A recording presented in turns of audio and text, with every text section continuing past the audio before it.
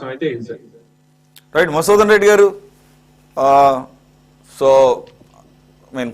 First thing first, are you welcoming and congratulating government at least పర్సనల్గా కాకపోయినా? లేదు, యాక్చువల్గా ఈ అవార్డు అనగానే నాకు జగన్మోహన్ రెడ్డి గారు గుర్తొచ్చారు.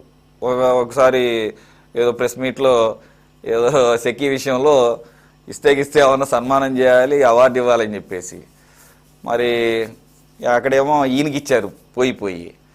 So what you say sir? Sir, ముందుగా business reformer of the year award అందుకున్నటువంటి మన గౌరవ ముఖ్యమంత్రి వర్యులకి నా శుభాకాంక్షలు ఉంటాను సార్. సార్, నాకు కూడా ఒక 2 days బ్యాక్ ఒక యూనివర్సిటీ నుంచి ఫోన్ వచ్చింది సార్. ఒక యూనివర్సిటీ అంటది, నాకు ఫోన్ వచ్చింది.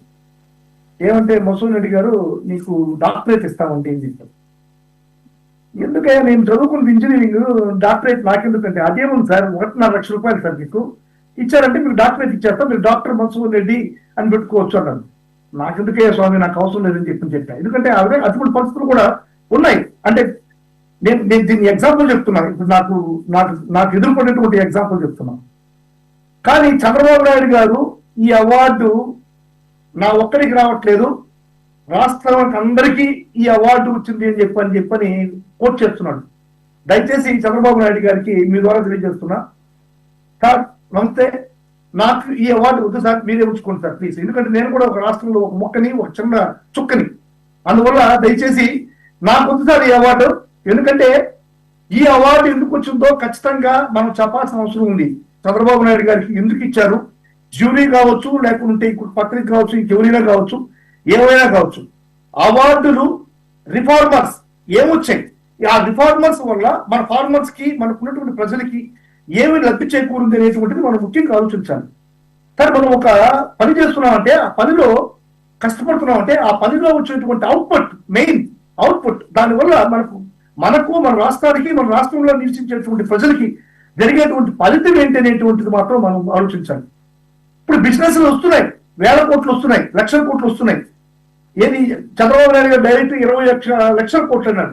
21 లక్షల కోట్లు పెట్టుబడులు తెచ్చినటువంటి చంద్రబాబు నాయుడు గారు ఈ రోజు రాష్ట్రంలో ఆ పెట్టుబడిని ఎక్కడ దాచిపెట్టాడో అనేటువంటిది మనం ఆలోచించాలి. సరే, ఇంత పెట్టుబడులు వస్తున్నాయి, ఈ జ్యూరీ ఇస్తుంది కదా, ఈ అవార్డులు ఇస్తుంది, జ్యూరీ ఎంపిక చేసింది. మరి ఈ 18 నెలల్లో 1,76,000 కోట్ల రూపాయలు ఈ రాష్ట్ర ప్రభుత్వం అప్పు చేసిందంటే, ఇంత అప్పు చేయాల్సిన, ఇంత ప్రగతి పథకంలో నడిపిస్తున్న చంద్రబాబు నాయుడు గారు, తప్పన సృష్టిస్తారన్నటువంటి చంద్రబాబు నాయుడు గారు ఇంత అప్పులు చేయాల్సినటువంటి అవసరం ఈ జ్యూరీకి కనబడలేదా అని అడుగుతున్నాను మీకు. నిజంగా చంద్రబాబు నాయుడుకి ఎందుకు అవార్డు ఇచ్చారు అనేది మాత్రం నాకైతే సుస్పష్టంగా చెప్పగలుగుతాను. ఎందుకంటే ఈయన అంబానీకే ఒక వ్యాపార మెళుకువలు నేర్పించాడంట. అప్పుడు నేను చెప్పింది కదా సార్, చంద్రబాబు నాయుడు గారు చెప్పిందే, అంబానీకే నేను ఈ వ్యాపార మెళుకువలు నేర్పించారన్న ఒక మాట చెప్పాడు. ఇందుకు ఇచ్చి ఉండొచ్చాము. లేకపోతే మైక్రోసాఫ్ట్ ని నేనే స్టార్ట్ చేశాను, అదేవిధంగా సత్యనాదేళ్లని నేనే ప్రమోట్ చేశాను అన్నటువంటి విధానానికి ఏమన్నా చంద్రబాబు నాయుడు గారికి అవార్డు ఇచ్చి ఉండొచ్చాము. లేకుంటే సెల్ ఫోన్ నేనే గడిపెట్టాను అనేటువంటి దానికి ఏమైనా అవార్డు ఇచ్చి ఉండొచ్చాము.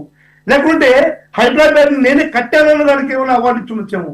లేకపోతే కరోనా వ్యాక్సిన్ కనుక్కున్నది నేనే అనేటువంటి దానికి ఏమన్నా ఈ అవార్డు ఇచ్చి ఉండొచ్చామో. కానీ చంద్రబాబు నాయుడికి మాత్రం ఈ అవార్డు రావడం అనేటువంటిది, ఈ రాష్ట్రానికి ఈ అవార్డు రావడం అనేటువంటిది మాత్రం నేను చాలా హ్యాపీగా ఫీల్ అవుతున్నాను సార్. చంద్రబాబు నాయుడు నేను ఇంకోసారి కూడా నేను కంగ్రాచులేషన్ తెలియజేస్తున్నాను. ముఖ్యంగా సార్, బిజినెస్ వస్తున్నాయి సార్. ఇప్పుడు మన రాష్ట్రానికి సూటబుల్ గా ఉన్నటువంటి బిజినెస్ ఏంది, మన రాష్ట్రంలో ఉండేటువంటి స్థితిగతులు ఏంటనేటువంటి చంద్రబాబు నాయుడు గారికి అవగాహన ఉందా లేదనేటువంటిది మనం ఒకసారి మనం చర్చించుకోవాల్సిన అవసరం ఉంది. మన రాష్ట్రంలో 66% ఇంచుమించుగా రైతు కుటుంబాలు ఉన్నాయి సార్. రైతులు ఈ యొక్క వ్యవసాయం మీద ఆధారితమైనటువంటి రాష్ట్రం మన ఆంధ్రప్రదేశ్ రాష్ట్రం. ఆహారానికి సంబంధించినటువంటి ఈ ఫుడ్ ప్రొడక్ట్స్ కి ఏ విధంగా మనం మేలు చేకూర్చా, ఏ బిజినెస్, ఏ సంస్థలు ఇక్కడికి వస్తే ఈ రైతులకి మేలు జరుగుతాయి, ఈ ఫుడ్ ప్రాసెస్ కి మేలు జరుగుతాయి, మనం పండించే పంటలకి మేలు జరుగుతున్నటువంటి అవగాహన లేకుండా గూగుల్ డేటా సెంటర్ తెచ్చుకుంటే రైతులకి ఏమో ఉపయోగపడుతుంది సార్.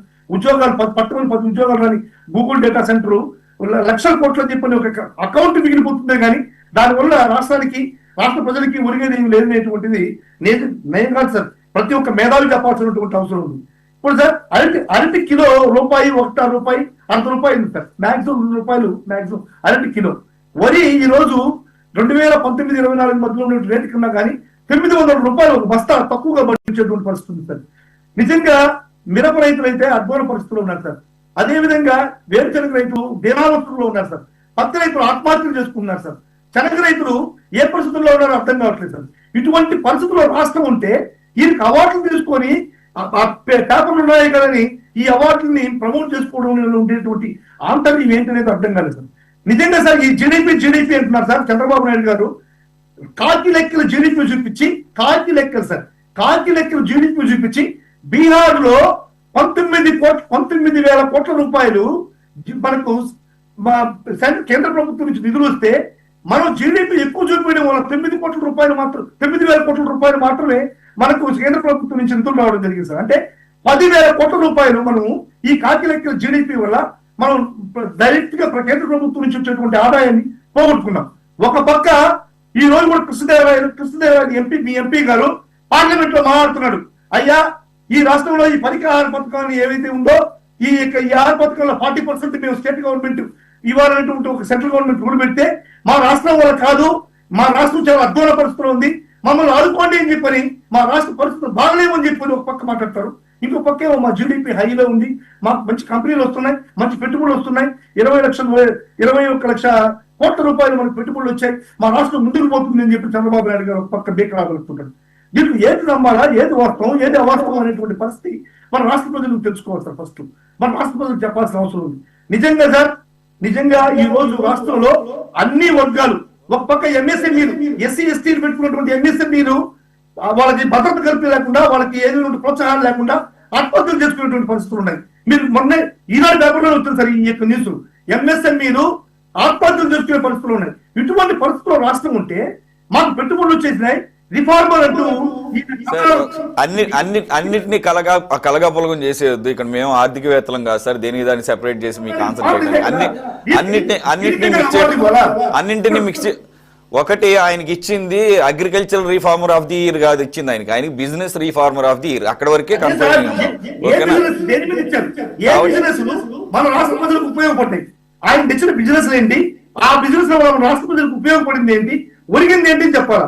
అదే సార్ కాకి లెక్కలు వేసుకొని కాకెమ్మ కబుర్లు చెప్తే రాష్ట్ర ప్రజలకు నష్టమే కానీ కష్టాలే కానీ మేలు జరగదు. Okay sir. సో మొత్తానికి ఆంధ్రప్రదేశ్ ప్రజల్ని మోసం చేసినట్లు ఎకనామిక్ టైమ్స్ ని అక్కడ జ్యూరీలో ఉన్న వాళ్ళందరినీ కూడా కాకి లెక్కలతో ఆయన మోసం చేశాడు కాబట్టి అవార్డు కోసం ఆయన ఎప్పుడు నాకు అవార్డు కావాలని ఆయన అంటూ అయితే జగన్మోహన్ రెడ్డి గారు